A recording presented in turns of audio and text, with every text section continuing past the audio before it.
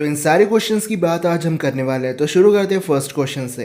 क्या soldier boy captain America के body के अंदर से सुपर सोल्जर सेरम को न्यूट्रलाइज कर सकता है क्या? अब पहले तो सोल्जर बॉय के पास न्यूट्रलाइज करने की एबिलिटी नहीं थी, वो स्ट्रॉन्ग था, लेकिन रशियन ने उसके अंदर वो पावर्स डाल दी। अब soldier boy the boys universe के किसी भी सुपर पावर यूजर को एक नॉर्मल इंसान बना सकता है। ये बात अलग कि कंपाउंड वी लेने के बाद उन्हें फिर से अपनी पावर्स मिल जाती है। लेकिन क्या होगा अगर सोल्जर बॉय अपनी एनर्जी बीम शूट करे कैप्टन अमेरिका पे? अब इस एनर्जी की वजह से कैप्टन अमेरिका को डैमेज तो होगा, क्योंकि ना सिर्फ यह बीम सामने वाले की पावर्स को खत्म कर देती है बल्कि उन्हें जला भी देती है। कैप्टन अमेरिका काफी ड्यूरेबल है, इसलिए उसकी बॉडी ज्यादा डैमेज नहीं खाएगी। लेकिन यह बीम कैप्टन अमेरिका के अंदर से सुपर सोल्जर सेरम को न्यूट्रलाइज नहीं कर सकती। अब ऐसा इसलिए क्योंकि सोल्जर बॉय की ये एबिलिटी सिर्फ उन पे काम करती है जिन्होंने कंपाउंड वी ले रखा है। और सुपर सोल्जर सेरम और कंपाउंड वी दोनों ऐसे सेरम है जिससे एक नॉर्मल ह्यूमन सुपर ह्यूमन बन जाता है, लेकिन दोनों को बनाने का फॉर्मूला और प्रॉपर्टीज कंप्लीटली अलग है। सोल्जर बॉय सिर्फ कंपाउंड वी यूजर की पावर्स को बर्बाद कर सकता है। सुपर सोल्जर सेरम के केमिकल फॉर्मूलेस कंप्लीटली डिफरेंट है, जिसके ऊपर सोल्जर बॉय की बीम काम नहीं करेगी। क्या ज़ोंबी वायरस का असर सुपरमैन पर होगा? देखो, जैसे मूवीज में दिखाया जाता है कि लैब का एक्सपेरिमेंट फेल हो गया और लोग ज़ोंबी बन गए और सब एक दूसरे को काटने को दौड़ रहे हैं, इस तरह सिर्फ नॉर्मल लोग ज़ोंबी बनता है। पर प्लेनेट अर्थ पर अगर ज़ोंबी वायरस बनता है और सुपरमैन उसके कांटेक्ट में आता है, तब सुपरमैन को कुछ नहीं होने वाला, क्योंकि सुपरमैन की बॉडी उसे किसी भी डिजीजेस से बचा कर रखती है और सुपरमैन की स्किन इतनी टफ है कि कोई भी इंसान उसे काट कर ज़ोंबी नहीं बना सकता। बट अगर ज़ोंबी वायरस किसी दूसरे प्लैनेट से है और सुपरमैन उसके कांटेक्ट में आ जाता है, उसके बाद सुपरमैन इन्फेक्ट हो सकता है। ऐसा ही कुछ डिसीज नाम की कॉमिक में हुआ था, जब फ्लैश ज़ोंबी बन गया था और सुपरमैन ने वायरस को रोकने के चक्कर में फ्लैश को तो मार दिया, लेकिन साथ में खुद भी इन्फेक्ट हो गया था। तो हाँ, सुपरमैन पर ज़ोंबी वायरस का असर होता है, बस वायरस इतना पावरफुल होना चाहिए कि क्रिप्टोनियंस को इन्फेक्ट कर दे। डॉक्टर मैनहट्टन वर्सेस हेला। अब देखो, रैग्नारोक इवेंट के टाइम पर नेचुरली ओडिन के डेथ के बाद हेला सबसे स्ट्रॉन्गेस्ट एसगार्डियन थी। इसके पास बेटर हीलिंग फैक्टर था। थोर और वैल्करी हेला के सामने कुछ नहीं थे। हेला ने तो आधे से ज्यादा एसगार्डियंस को मार रखा था और सिर्फ सर्टर था जिसके सामने हेला की नहीं चली। नहीं तो हेला ने पहले ही अपने नेक्रोसोर्ड से वॉरियर्स 3 एसगार्डियंस, वैल्करीज और एसगार्ड के मेल वॉरियर्स को वालहला पहुंचा दिया था। पर डॉक्टर मैनहट्टन एक अलग ही लेवल का बंदा है। मैनहट्टन को अपनी पावर्स एक्सीडेंटली मिली है, लेकिन अब वो गॉड से कम नहीं है। अगर मरे हुए लोगों को वापस जिंदा करना हम साइड में रखें, तो ऐसा कुछ नहीं है जो डॉक्टर मैनहट्टन नहीं कर सकता। ये बंदा सिर्फ सोचने पर लोगों का एग्जिस्टेंस खत्म कर देता है, तो सोचो ये कितना पावरफुल होगा।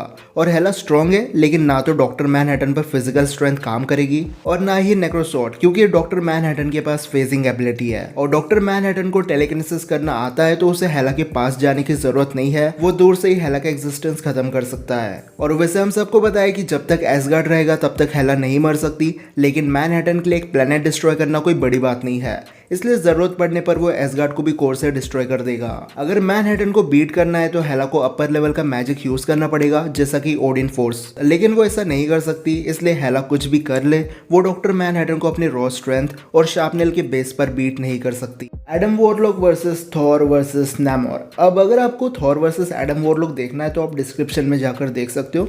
उस वीडियो में मैंने एडम वॉरलॉक को मार्वल के strongest and most powerful super heroes के साथ कंपेयर किया है। लेकिन अगर बात करें नैमोर वर्सेस एडम वॉरलॉक की, तो दोनों की स्ट्रेंथ और ड्यूरेबिलिटी काफ़ी अच्छी है। आधे से ज़्यादा लोगों को तो ये अपने फिजिकल स्ट्रेंथ से ही मार गिरा सकते हैं। ये दोनों उड़ सकते हैं, और एक तरफ एडम ने कुछ गार्डियंस को नॉकआउट कर दिया था, तो दूसरी तरफ नैमोर ने वकांडा की बैंड बजा कर रख दी थी।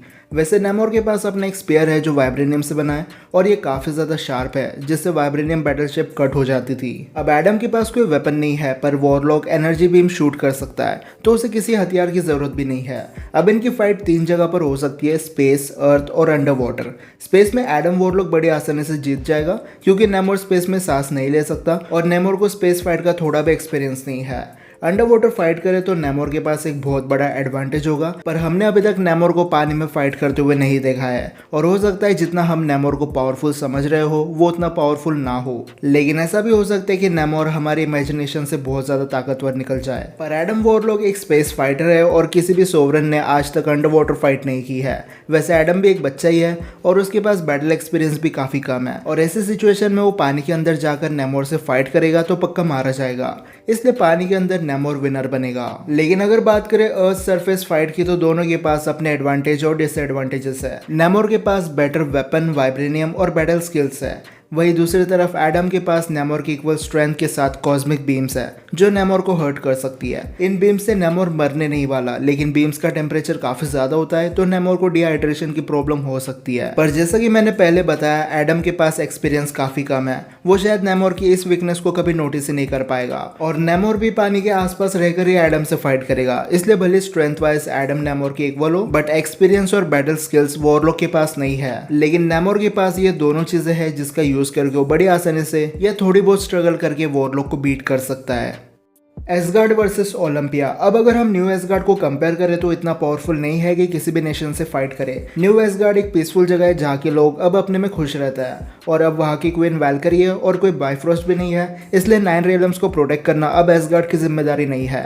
साथ में एसगार्ड के पास उतने पावरफुल वॉरियर्स नहीं है जितने रैग्नारोक से पहले हुआ करते थे, पर ओल्ड एसगार्ड को हम सब जानते हैं, सोने का महल जहाँ दुनिया भर के सुंदर और पावरफुल लोग रहते थे। यहाँ पर गॉड ऑफ नॉलेज से लेकर गॉडेस ऑफ डेथ सब कुछ मिल जाता था। ये वाला एसगार्ड इतना पावरफुल था कि किसी भी प्लेनेट को ये सिर्फ बाइफ्रोस्ट चालू करके बर्बाद कर सकते थे। अब क्वेश्चन में लिखा है ash gourd versus Olympia. Basically Olympia वो जगह है जहाँ इटर्नल्स को बनाया जाता था। वैसे ओलंपस नाम की भी जगह है जहाँ पर ग्रीक गॉड्स रहते हैं जैसे जियोस और हरक्यूलिस, पर एमसीयू में अभी तक ओलंपस हमें देखने नहीं मिला।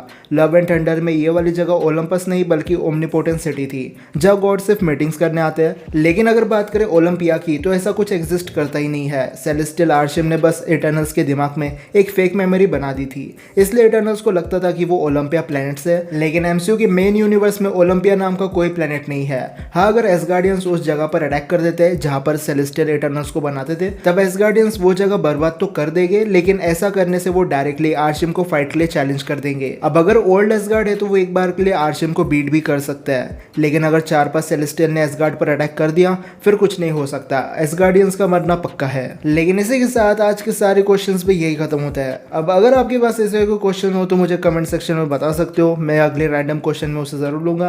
वीडियो पसंद आएगा तो इस वीडियो को लाइक और शेयर करना बिल्कुल मत भूलना और चैनल को सब्सक्राइब कर देना इसी वीडियो देखने के लिए।